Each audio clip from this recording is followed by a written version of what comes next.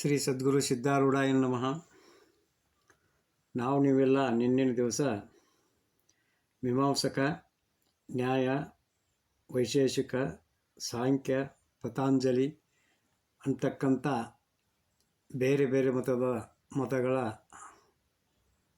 ಒಂದು ಅಭಿಮತವನ್ನು ನಿರಾಕರಿಸಿ, ಅಂದ್ರೆ ಆತ್ಮರು ಅನೇಕರದಾರು ಅಂತಕ್ಕಂಥ ಒಂದು ದೋಷವನ್ನು ನಿವಾರಿಸಿ ಆತ್ಮ ಒಬ್ಬನೇ ಅದಾನು, ಏಕಾತ್ಮಾಗಿ ಅದಾನು ಅಂತಕ್ಕಂಥದ್ದನ್ನು ನೀವೆಲ್ಲ ಕೇಳಿವಿ. ಇವತ್ತಿನ ದಿವಸ ಈ ಒಂದು ಪದ್ಯದೊಳಗೆ ನಂಬು ನೀನೇ ನಿತ್ಯ ಬೋಧನೆಂಬ ನಿಗಮವನ್ನುನಿ ಹಂಬಲಿಸದಿರು ಮುಕ್ತಿಯಂಬಯಸಿ ಬೇರೆಯೇ ಹೋಗಿ ಅಂತ. ಅಂದ್ರೆ ಮುಕ್ತಿಯನ್ನು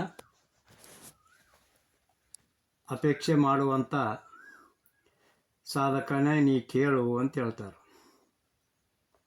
ಏನಪ್ಪ ಅಂತಂದ್ರೆ, ನೀನೇ ನಿತ್ಯ ಬೋಧ ಅದಿ ಅಂತೇಳಿ ಶ್ರುತಿ ಹೇಳ್ತತಿ. ಅಂದ್ರೆ ತ್ರಿಕಾಲ ಅಬಾಧ್ಯ ಸ್ವರೂಪನು, ಸ್ವಯಂ ಪ್ರಕಾಶ ಜ್ಞಾನ ಸ್ವರೂಪನು ಅದಿ ನೀನು. ಅದಕ್ಕೆ ನೀನ ಪರಬ್ರಹ್ಮ ಸ್ವರೂಪದಿ ಅಂತೇಳಿ ಈ ವೇದವಾಕ್ಯ ಕೂಗಿ ಹೇಳಕತ್ತೈತಿ. ಈ ಒಂದು ವಾಕ್ಯವನ್ನು ನೀ ನಂಬು, ಅದರ ಮೇಲೆ ವಿಶ್ವಾಸ ಇಡು ಅಂತೇಳಿ ಹೇಳ್ತಾರೆ. ಶ್ರದ್ಧಾವಾನ್ ಲಭತೆ ಜ್ಞಾನ ಅಂತೇಳತಕ್ಕಂಥ ಭಗವದ್ಗೀತೆ ವಾಕ್ಯದಂಥ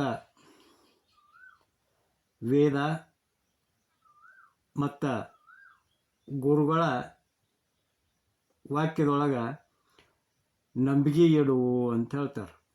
ಯಾಕಂದ್ರೆ ನಂಬಿಕೆ ಇದ್ರನ ವ್ಯವಹಾರ ನಡಿತೈತಿ. ನಂಬಿಕೆ ಇಲ್ಲದಿದ್ರೆ ಯಾವ ವ್ಯವಹಾರನೂ ನಡೆಯೋದಿಲ್ಲ ಅಂತ ಹೇಳ್ತಾರೆ. ಈಗ ನಾವು ನಿತ್ಯ ಜೀವನದೊಳಗೆ ಕೊಡ್ಕೊಳ್ಳುವಂಥ ಒಂದು ವ್ಯವಹಾರನ ಮಾಡಬೇಕಾದ್ರೆ ಕೊಡುವಂಥವನಿಗೂ ಮತ್ತು ತೆಗೆದುಕೊಳ್ಳುವಂಥವನಿಗೂ ಒಬ್ಬರಿಗೆ ವಿಶ್ವಾಸ ಇದ್ರೆ ವ್ಯವಹಾರ ನಡಿತೈತಿ. ಆ ಒಂದು ವಿಶ್ವಾಸ ಇರಲಿಲ್ಲ ಅಂದ್ರೆ ಆ ವ್ಯವಹಾರ ನಡೆಯೋದಿಲ್ಲ. ಅಂದಮ್ಯಾಗ ಈ ಪಾರಮಾರ್ಥಿಕವಾಗಿರ್ತಕ್ಕಂಥ ಜ್ಞಾನದ ವಿಷಯದೊಳಗೂ ನಂಬಿಕೆ ಅನ್ನುವಂಥದ್ದು ಅವಶ್ಯವಾಗಿರಬೇಕು. ಅದಕ್ಕೆ ಆ ನಂಬಿಕೆಯಿಂದ ಯುಕ್ತಿ ಪ್ರಮಾಣಕ್ಕೆ ಸಮ್ಮತವಾದಂಥ ಏಕಾತ್ಮ ಅದಾನಂತಕ್ಕಂಥ ಮತವನ್ನು ನೀನು ನಂಬು. ಬಹು ಆತ್ಮ ಅದಾನಂತಕ್ಕಂಥ ಒಂದು ಪ್ರಮಾಣವನ್ನು ನೀನು ನಂಬಬೇಡ. ಅಂಥ ಮತಗಳನ್ನು ಅವಲಂಬನೆ ಮಾಡಬೇಡ. ಅವುಗಳನ್ನು ನೀನು ನಂಬಿದ್ರೆ ನಿನಗೆ ಯಾವ ಕಾಲಕ್ಕೂ ಮುಕ್ತಿ ಆಗೋದಿಲ್ಲ. ಬೇರೆ ಬೇರೆ ಆತ್ಮ ಅದಾರ ಅಂತಕ್ಕಂಥ ಭೇದ ಬುದ್ಧಿಯಿಂದ ನಿನಗೆ ದುಃಖನ ಪ್ರಾಪ್ತಿ ಆಕ್ಕತ್ತಲ್ಲ ಹೊರತಾಗಿ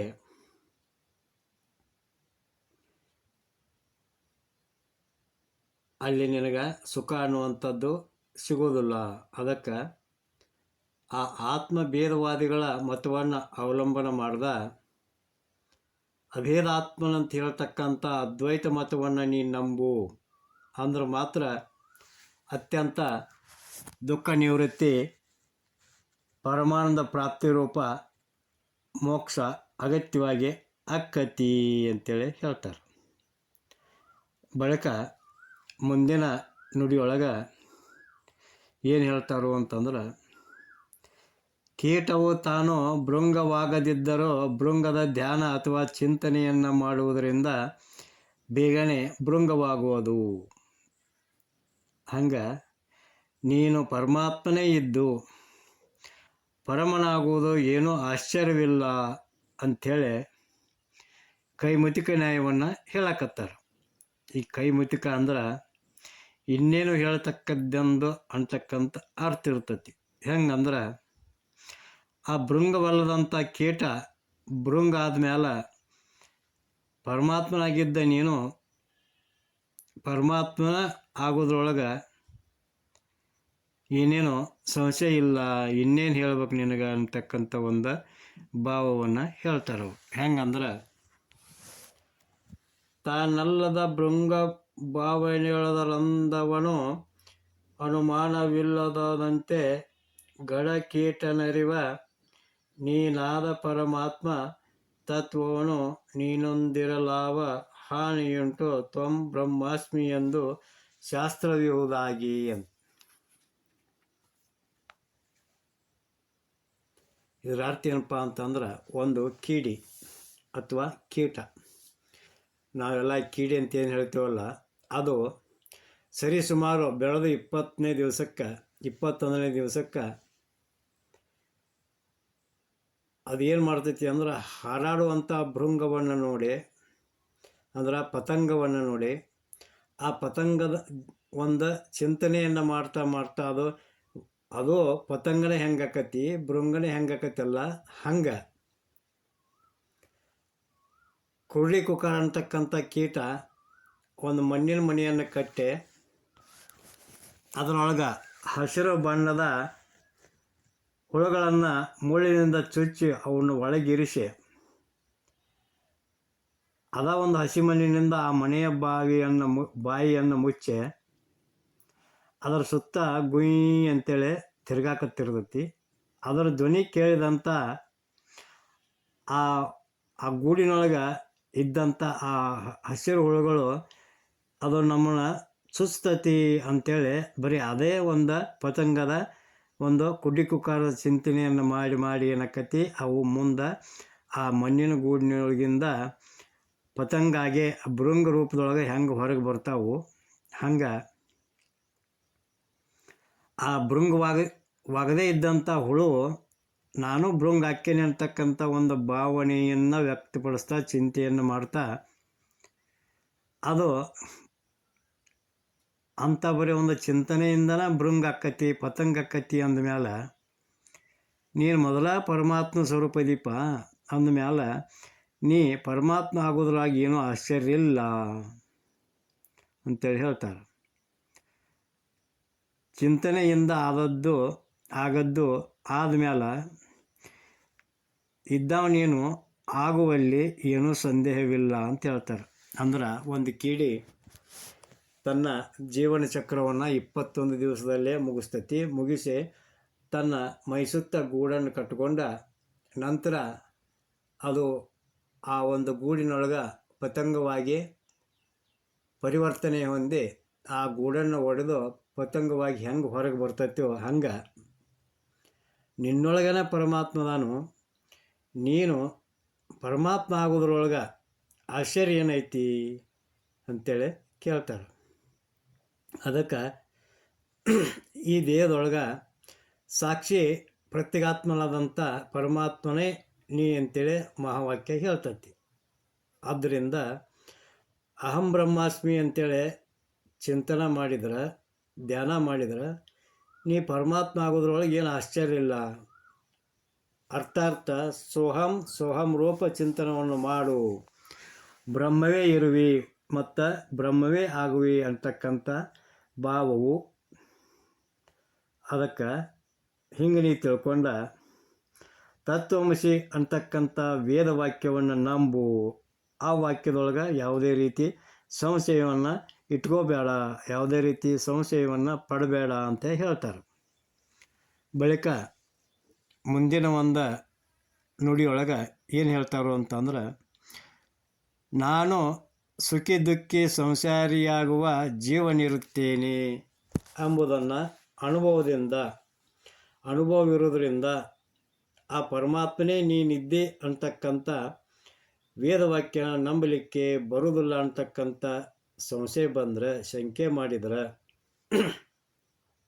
ಅಂದ್ರೆ ಇಷ್ಟೆಲ್ಲ ಹೇಳಿದ್ರೂ ನಾನು ಸಂಸಾರಿ ಅದೀನಿ, ನಾ ಸುಖಿ ದುಃಖಿ ಎರಡನ್ನೂ ಅನುಭವಿಸುವಂಥ ಜೀವ ಅದೀನಿ ಅಂತಕ್ಕಂಥ ಒಂದು ಅನುಭವದಿಂದ ಈ ನಾ ಪರಮಾತ್ಮ ಇಲ್ಲ ಅಂತಕ್ಕಂಥ ಅಥವಾ ಪರಮಾತ್ಮನೇ ಇದ್ದಿ ಅಂತ ಹೇಳ್ತಕ್ಕಂಥ ವೇದವಾಕ್ಯವನ್ನು ನನಗೆ ನಂಬಲಿಕ್ಕೆ ಆಗೋದಿಲ್ಲ ಅಂತಕ್ಕಂಥ ಒಂದು ಸಂಶಯವನ್ನು ವ್ಯಕ್ತ ಮಾಡಿದರೆ ಹೇಳ್ತಾರೋ, ಕರ್ಮಕಾಂಡಗತ ಸೂಚಕ ವಿಧಿವಾಕ್ಯವನ್ನು ನಂಬಿದಂತೆ. ಜ್ಞಾನಕಾಂಡದ ತತ್ವಮಸಿ ಎಂಬ ವಾಕ್ಯವನ್ನು ನಂಬು, ಅಹಂ ಬ್ರಹ್ಮಾಸ್ಮಿ ಎಂದು ನಿಶ್ಚಯ ಮಾಡು ಅಂತೇಳಿ ಈ ಒಂದು ಮುಂದಿನ ನುಡಿಯೊಳಗೆ ಅವರು ಹೇಳಕತ್ತಾರೆ. ಹೆಂಗಪ್ಪ ಅಂತಂದ್ರೆ, ವೇದವಾಕ್ಯದಿಂದೇ ಜಾತಿ ಸೂತಕಾದಿಯಲ್ಲಿ ನಿಜವಾದ ಬುದ್ಧಿ ಜನಿಸಬಹುದು ಕಂಡೆ. ನಿನ್ನನೆ ಭೇದ ದೂರೆನಿಸುವವನಾದಿ ವಸ್ತುವೆಂದಿರುವಿ ವಾದವೇಕೆ ತತ್ವ ದಸಿ ವಚನವಿರುವುದರಿಂದ. ಅಂದ್ರೆ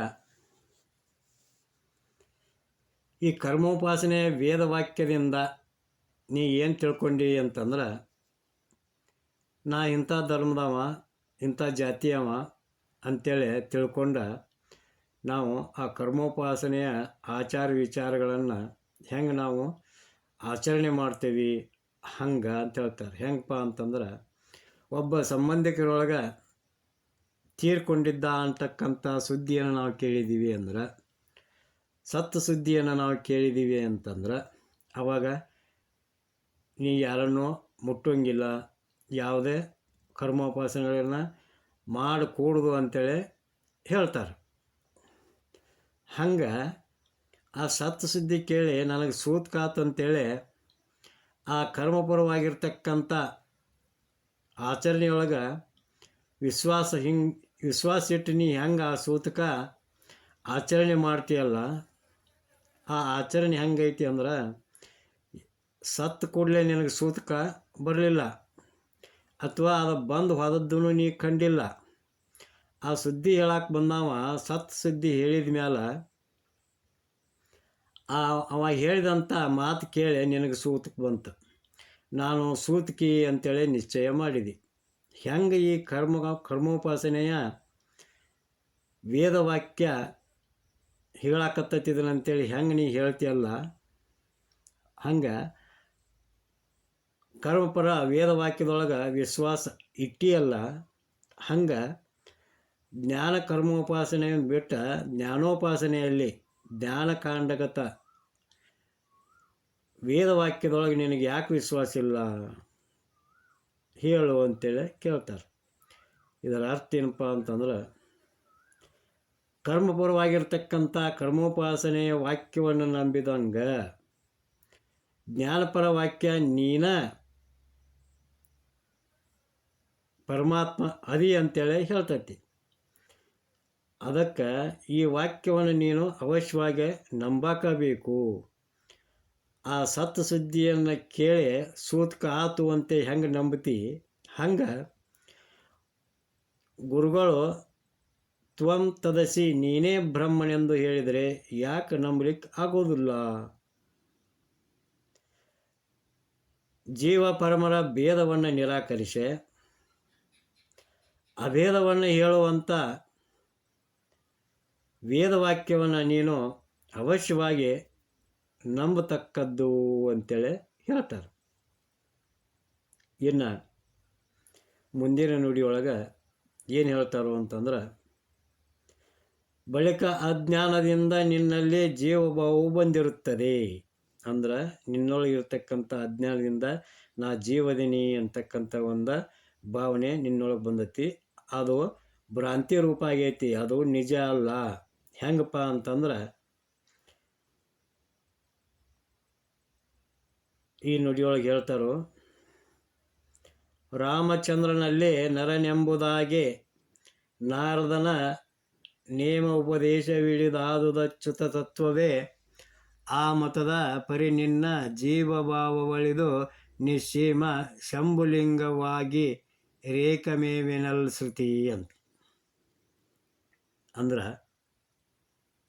ಭಗವಾನ್ ವಿಷ್ಣು ಈ ಭೂಮಿ ಮೇಲಿರ್ತಕ್ಕಂಥ ಒಂದು ದುಷ್ಟರ ಸಂಹಾರಕ್ಕಾಗಿ ದಶರಥನ ಹೊಟ್ಟೆಯಿಂದ ಹುಟ್ಟಿ ಬಂದ. ಆದ್ದರಿಂದ ಅವ ಏನು ತಿಳ್ಕೊಂಡಿದ್ದ ಅಂತಂದ್ರೆ, ನಾನು ಒಬ್ಬ ಮನುಷ್ಯ ಅಂತಕ್ಕಂಥ ಭಾವನೆ ಅವನಲ್ಲಿ ಬೆಳೀತು. ನಾನು ದಶರಥ ಮಹಾರಾಜನ ಪುತ್ರ ರಾಮಚಂದ್ರ ಅದೇನೆ ಅಂತೇಳಿ ಭಾವಿಸಾಕತ್ತಿದ. ಆವಾಗ ಅವರ ತಂದೆಯ ಒಂದು ವಚನ ಪರಿಪಾಲನೆ ಮಾಡೋದಕ್ಕಾಗಿ ವನವಾಸಕ್ಕೂ ಹೋದ. ಅಲ್ಲೇ ತನ್ನ ಹೆಂಡತಿಯಾದಂಥ ಸೀತಾದೇವಿಯನ್ನು ಕಳ್ಕೊಂಡ ದುಃಖದಿಂದ ರೋದನ ಮಾಡಕತ್ತಿದ. ಈ ಮನುಷ್ಯ ಶರೀರ ಧರಿಸಿದ್ದರಿಂದ ಅವ ಏನು ಮಾಡಿದ, ಅದಕ್ಕನುಗುಣವಾಗಿ ಅವ ಶೋಕವನ್ನು ಪಡುವಂಥವ ಆದ. ನಾನು ವಿಷ್ಣುನ ಅದೇನೆ ಅಂತಕ್ಕಂಥದ್ದನ್ನು ಅವ ಮರೆತ ಮನುಷ್ಯನಿಂದ ತಿಳ್ಕೊಂಡ ಭಾವನಾ ಮಾಡಿಕೊಂಡ ಶೋಕ ಮಾಡಕತ್ತಿದ. ಆ ಟೈಮ್ದೊಳಗೆ ನಾರದ ಮಹರ್ಷಿಗಳು ಬಂದ ಹೇಳ್ತಾರೋ, ಹೇ ರಾಮ, ನೀ ಭಗವಂತ ದೀಪ, ಹಿಂಗೆ ನೀ ಶೋಕ ಮಾಡೋದು ಅಂದರೆ ನೀ ದುಃಖ ಮಾಡೋದು ಸರಿಯಲ್ಲ, ಮೊದಲೇ ನೀ ಮನಸ್ಸಿನ ಅಲ್ಲ ಅಂಥೇಳಿ ಉಪದೇಶ ಮಾಡಿದರು. ಆವಾಗ ಆ ರಾಮ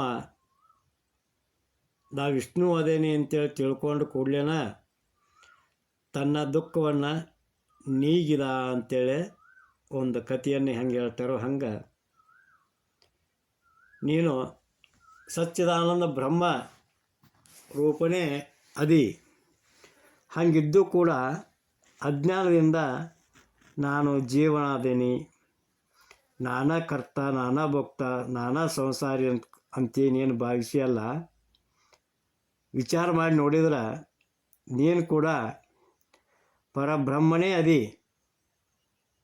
ಅಜ್ಞಾನ ವಶದಿಂದ ಅಂದ್ರೆ ದೇಹವೇ ನಾನು ಅಂತಕ್ಕಂಥ ಈ ಪರಿಚ್ಛಿನ್ನ ದೇಹಧ್ಯಾಸದ ಮೂಲಕ ಏನಾಗೈತಿ, ನಿನಗೆ ಜೀವಭಾವ ಅಂತಕ್ಕಂಥ ಒಂದು ವಿಚಾರ ವಿಶ್ವಾಸ ತಿಳಿಯಾಕೆ ಬಂದತಿ. ಅದಕ್ಕೆ ನೀ ನಿಜವಾಗಿಯೂ ಪರಿಪೂರ್ಣವಾದಂಥ ಸಚ್ಚಿದಾನಂದ ರೂಪ ಬ್ರಹ್ಮವೇ ಅದಿ ಅಂಥೇಳಿ. ಯಾಕಂದ್ರೆ ಶ್ರುತಿ ಏಕಮೇವ ಅಂಥೇಳಿ ಹೇಳ್ತತಿ.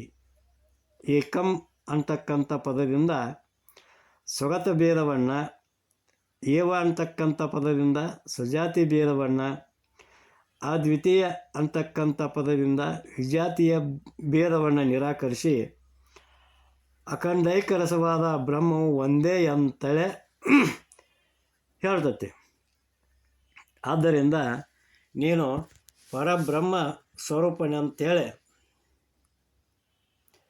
ಶ್ರುತಿ ಸಿದ್ಧ ಮಾಡಿ ತೋರಿಸೈತಿ. ಅದಕ್ಕೆ ಸಂಶಯಕ್ಕೆ ಅಣು ಮಾಡಿಕೊಡಬೇಡ. ನಿಜವಾಗಿಯೂ ನೀನು ಸ್ವಯಂಭೂ ಸಚ್ಚಿದಾನಂದ ಶಂಭುಲಿಂಗವೇ ಅದಿ ಅಂತೇಳಿ ದೃಢವಾಗಿ ನಂಬು ಅಂತೇಳಿ ಹೇಳ್ತಾರೆ. ಹಿಂಗೆ ಸದ್ಗುರುಗಳು ಹೇಳಿದ ಮೇಲೆ